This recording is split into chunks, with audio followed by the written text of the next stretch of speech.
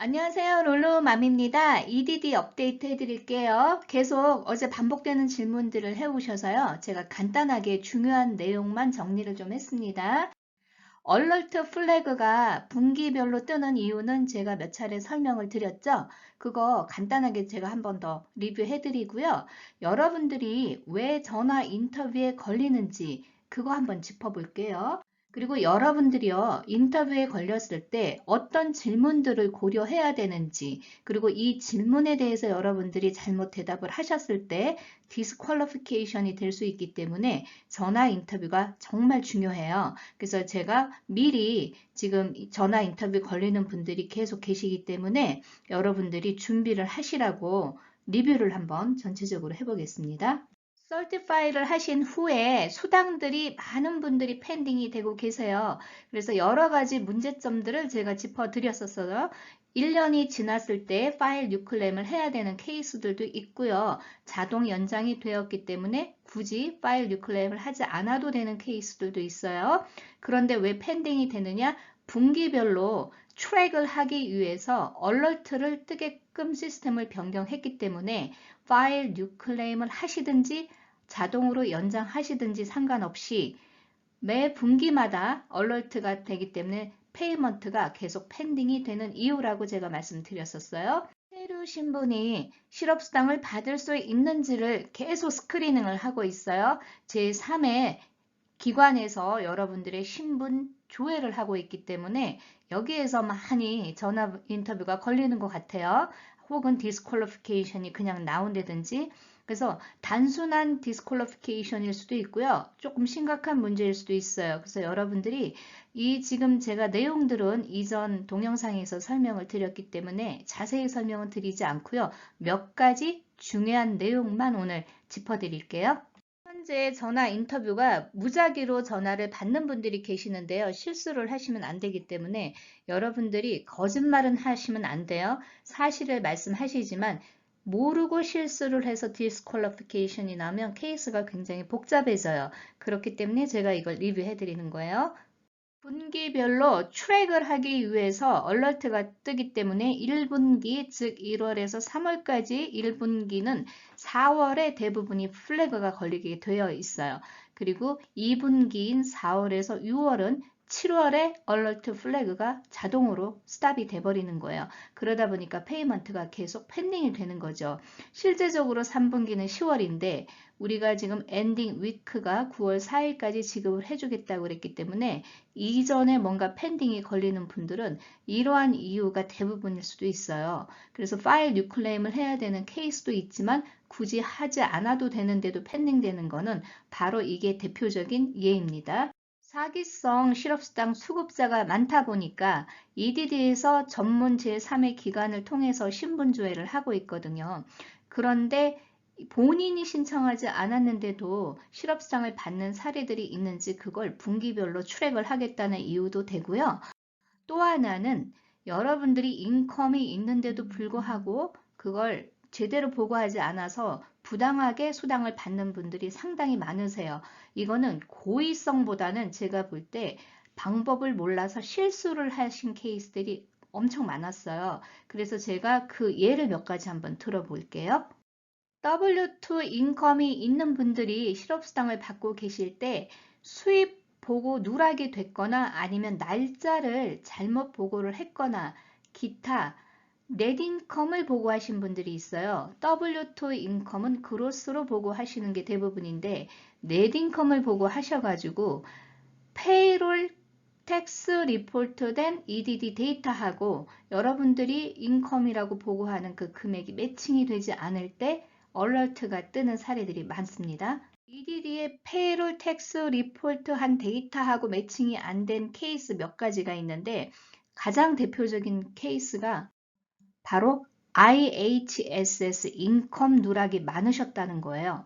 특히 클라이언트가 가족인 경우가 많잖아요. 그래서 같이 거주하시는 가족을 돌보시면서 IHSS 인컴이 발생된 분들이 이 수입에 대해서 보고를 하지 않아도 된다는 잘못된 정보를 가지고 계셔서 EDD에 실업수당 받으시면서 이 인컴을 전혀 보고하지 않았기 때문에 발생되는 문제들이 심각하게 우려가 되는 부분이에요. 이 내용은 이전에 설명을 드렸었는데 아직도 이 내용에 대해서 정보가 없으신 분들이 실수를 하고 계시거든요. 자, IHSS 인컴은 만약에 여러분들이 돌보는 클라이언트가 같이 거주하는 분이라면은 IRS나 프랜차이즈 텍스 보드 그 기준으로는요, non taxable income입니다. 하지만 이 non taxable income이라는 거는 텍스하고 관련된 그 목적으로 사용하기 위한 그런 인컴이 아니라는 것뿐이에요. 같이 클라이언트와 거주하지 않은 분들은 반드시 IRS 프랜차이즈 텍스 보드에도 텍서블 인컴으로 들어가죠. 그런데 가족과 같이 사는 분들은 이 IRS에서 이 규정을 non taxable로 인정은 해줬어요. 그렇다고 해서 여러분들이 실업수당을 받는 거하고 관련이 있느냐? 그렇지 않습니다. EDD 기준으로는 일을 해서 발생된 모든 수입은 반드시 수입으로 보고를 하셔야 됩니다. IRS나 프랜차이즈는 텍스를 기준으로 non taxable이다 이렇게 말하는 것 뿐이지 EDD의 기준으로는요 반드시 이 수입을 인컴으로 보고를 하셔야 됩니다. EDD 핸드북이나 기타 사이트 어느 정보에도 IHSS 인컴에 대해서 보고를 하라는 내용만 있지 클라이언트와 같이 거주할 경우에는 인컴으로 보고하지 않아도 된다는 말은 단 한 곳도 없습니다. 이 내용을 찾아볼 수가 없어요. Certify 하실 때 6번 질문에 수입 보고를 하는 건데 디테일한 이 내용에 보면은요. Money for work performed, 즉 일을 해서 발생되는 수입이에요. 여기 내용에 IHSS 이 인컴도 포함되어 있어요. 그러나 이 내용에 클라이언트와 같이 거주하는 분은 수입 보고하지 않아도 된다는 내용은 없어요. 없다는 거는 반드시 보고해야 된다는 거예요. 그런데 이 수입 보고를 하지 않으신 분들이 상당히 많습니다. 그러면 큰 불이익을 받으실 수 있어요. 미국 변호사님들의 법률 자문을 무료로 해주는 사이트 제가 이전에 한번 소개시켜 드렸죠. 여기에 두 가지 자료가 나와서 제가 여러분께 소개시켜 드릴게요. 한 가지는 올 3월에 질문한 거예요. 현재 실업수당을 받고 계시는 분이 IHSS 프로바이더로 수입이 발생되는 거예요. 이럴 때 실업수당에 대해서 영향을 주는지 그거에 대한 질문을요. 변호사가 어떻게 대답을 했냐면 IHSS 수입도 일반 수입으로 간주를 하기 때문에 EDD에 수입으로 보고를 하라는 거고요. 수입 보고에 대해서 여러분들 실업수당에 영향을 준다는 얘기예요. 두 번째 사례는 실업수당을 받고 계신 분이 IHSS 프로바이더로 아들을 돌보게 되었어요. 즉 아들을 돌본다는 것은 같이 거주한다고 봐야 돼요. 이 질문 속에서는 같이 거주하는 아들을 돌볼 때 실업수당 수입으로 보고를 하느냐 그 질문에 대해서 노동법 변호사가 이렇게 답을 했습니다. 반드시 EDD의 수입 보고를 하셔야 되고 그렇지 않을 경우에 정부를 상대로 사기 범죄로 간주될 수 있다라고 얘기를 했습니다. IHSS 인컴은요, 클라이언트와 같은 공간에 거주를 하시든지 따로 사시든지 상관없이 EDD 기준으로는 반드시 수입으로 보고를 하셔야 됩니다. 여기 수입 보고 누락이 되면은요, IHSS와 EDD가 주정부가 관할을 하기 때문에 이건 100% 드러나고요. 자칫하면은 IHSS 프로바이더로 일을 하시는 거에도 문제가 생길 수가 있어요. 특히 주의하셔야 됩니다. W2 인컴 리포트를 하시는 분 중에서 원타임만 커미션을 일시적으로 받았는데 1000불 이상 받는 분들이 리포트 하실 때는 999불 99전으로 보고를 하시죠. 이런 분들이 EDD 페이롤 텍스 리포트 데이터하고 매칭이 되지 않는다고 해서 인터뷰에 많이 걸리고 있습니다. 이런 커미션을 받는 분들은 케이스가 클로즈 돼야만이 정확하게 얼마를 받는지를 알 수가 있잖아요. 그럴 경우에는 커미션을 받는 그 주에만 보고하시는 거는 맞습니다.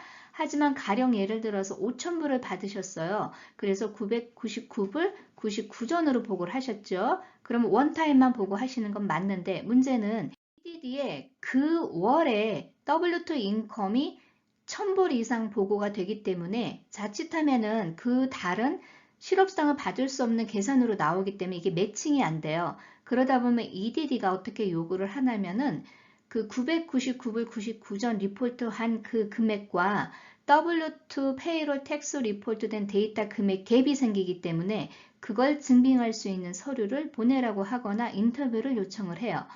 이 서류 준비는 아주 간단합니다. 여러분들이 원타임 커미션 받은 거 하고요. 이 일을 어떤 목적으로 했는지 그걸 같이 증빙 자료로 준비를 해두세요. 그리고 전화 인터뷰 할 때도요. 이 말을 꼭 하셔야 돼요. 케이스가 클로즈 될 때만이 내가 커미션 금액을 알 수 있고 이게 정기적으로 있는 게 아니고 원타임만 받았다. 그래서 나는 이 금액이 1,000불 이상이라 999불 99전으로 보고를 한 것이다. 이렇게만 대답을 하시면 돼요. 그래서 이렇게 전화 인터뷰가 걸리는 분들은요. 간단하게 메모만 하셔가지고 답만 하시면 돼요. 여러분들이 항상 중요한 거는 메모하는 습관이에요. 그냥 바로 전화 인터뷰에 응하면은 실수가 생기거든요. 그래서 항상 이런 거를 꼼꼼하게 메모를 해두세요. POA 받는 분들 중에서 W2 인컴 없는 분들 넷 인컴 보고하는 거는 당연히 아시죠? 그런데 문제가 넷 인컴이 마이너스 나거나 아예 안 나는 분들이 있어요. 적자가 나서. 이런 분들이 수입 보고를 하실 때 지로 어마운트 혹은 일불로 보고하시는 분들이 계셨죠? 이거 제가 수정을 하라고 올 1월부터 계속 말씀드렸는데 그 공지사항을 못 보신 것 같아요. 일을 했느냐는 6번 질문에 여러분들이 수입 보고 하시죠? 이 질문에 대답하실 때 주의를 하셔야 돼요. 앞으로는 이런 분들 어떻게 하셔야 되냐면 넷인컴 리포트 하실 때 1시간 곱하기 0달러 혹은 1달러로 보고 하셨다면요. 이거를 1시간 일하시고 15불 받은 걸로 보고를 하세요. 이거 주의하셔야 돼요. 화면 멈춰서 보세요. 어떤 차이인지. EDD에서는요, up to 25불까지는요, 여러분들 소득 공제하지 않습니다. 그렇기 때문에 제가 1시간 미니멈을 15불로 계산을 해서 15불을 소득으로 보고하셔야지 문제가 없어요. 여기에서 만약에 $1 이렇게 보고를 하면은요, EDD 직원들이 이 시스템을 완전히 이해를 못해요. 넷인컴 개념을. 그렇기 때문에 어떻게 질문을 하냐면은 일을 하면서 수입이 1시간 일했는데 0인 혹은 1불이 발생됐다는 그 개념 자체를 이해를 못하는 분들이 많으세요. 그래서 아주 심플하게 여러분들이 나중에 애를 안 먹으려면은 1시간 일하고 15불을 수입으로 보고하시는 게 좋아요. 15불 보고하셔도 여러분들 수당에서 한 푼도 공제하지 않습니다. 왜냐? up to 25불까지는 공제하지 않기 때문에요. 가장 중요한 거는 증빙 서류들이에요. 실업수당을 받을 수 있는 자격이 되는지에 대한 증빙이겠죠. 코로나의 직접적인 영향으로 그 말이 항상 들어가면서 여러분들이 잡을 퀵했냐, 아이를 돌보기 위한 거냐, 아니면 자가 격리냐, 여러 가지 질문들이 있었잖아요. 그 질문이 POA 설티파이 할 때는 계속 나와요. 그런데 UI 설티파이 하시는 분들은 그 질문이 안 나오거든요. 그렇지만 그 질문이 기준이 되는 거예요. 그래서 그 안에 해당이 되면은 여러분들이 실업수당을 받을 수 있는 자격은 있습니다. 하지만 여러분들이 일을 하시면서 코로나가 무서워서 코로나에 노출이 많이 되는 직종이어서 자발적으로 그만두었다고 했을 때요. 실업수당 자격이 박탈될 수가 있습니다. 2020년도 2월 1일 이전에 이미 여러분들이 일을 하고 계시지 않으셨고 직장을 구하고 계셨어요. 그런데 팬데믹으로 인해서 직장을 찾을 수 없다. 이런 경우에도 자격이 박탈될 수가 있습니다. 팬데믹으로 인해서 직업을 못 구하는 분들이 자격을 주는 게 아니고요. 여러분들이 일을 하고 계시거나 혹은 직장을 새로 출근하기로 날짜가 정해졌는데 팬데믹으로 인해서 그 직장에서 레이오프가 되거나 잡 출근 날짜를 캔슬됐거나 이런 분들만 가능한 거지, 여러분들이 직장 구하고 있는데 팬데믹 때문에 직업을 못 구한다. 이 이유는 실업수당을 받을 자격이 없다고 분명히 되어 있어요. 이 사례도 많았던 것 같아요. 코로나로 인해서 레이오프 된 거는 맞아요. 그런데 급여를 세금 보고 하는 게 아니고 캐시로 받았던 분이 실업수당 신청하신 사례거든요. 이런 분들 다 디스퀄리피케이션 나고 있어요. 여러분들이 실업수당을 신청할 당시에 일을 하셨다는 것을 증빙을 해야 돼요. 그런데 현금으로 받았다, 그 이야기는 여러분들이 구두상으로만 설명할 수 있지 실제적으로 증빙 자료로 쓰여질 수가 없습니다. 그렇다면은 고용주한테 실제로 일을 했다는 그 증빙 서류를 편지로 받아야 돼요. 하지만 고용주들이 이럴 경우에 큰 불이익을 받을 수 있기 때문에 이 편지를 써주는 고용주는 1%도 되지 않습니다. 그래서 여러분들이 만약에 이 서류를 준비하지 못하면요, 99% 이상 디스퀄리피케이션이 나고요. 그동안 받았던 수당도 전부 오버페이먼트로 반납해야 되는 사례가 실제로 몇 차례 있었어요. 그래서 이거 만약에 여러분들이 케이스에 해당이 된다면요, 인터뷰 하실 때도 실수하시면 안 돼요. 팬데믹으로 인해서 레이오프가 됐다든지 아니면 자녀를 돌보기 위해서 아이들이 학교를 가지 않기 때문에 일을 그만둬야 되는 사례, 여러 기타 팬데믹의 이유에 합당하다 하더라도 여러분들이 실업수당을 신청할 당시에 그걸 증빙할 수 있는 서류가 없다면요, 이거는 거의 다 디스퀄리피케이션이 나고요, 문제가 생깁니다. 실업수당을 신청할 당시에 코로나의 영향으로 여러분들이 레이오프가 됐거나 아니면 출근하려고 했던 직장이 캔슬됐다는 그 증빙 서류를 반드시 제공을 해야 돼요. 이 서류 심사에 대해서 계속 강화되고 있어요. 그래서 전화 인터뷰가 많이 걸리는 이유예요. 전화 인터뷰를 한 후에 서류를 다시 보내라는 그런 안내를 받고들 계세요.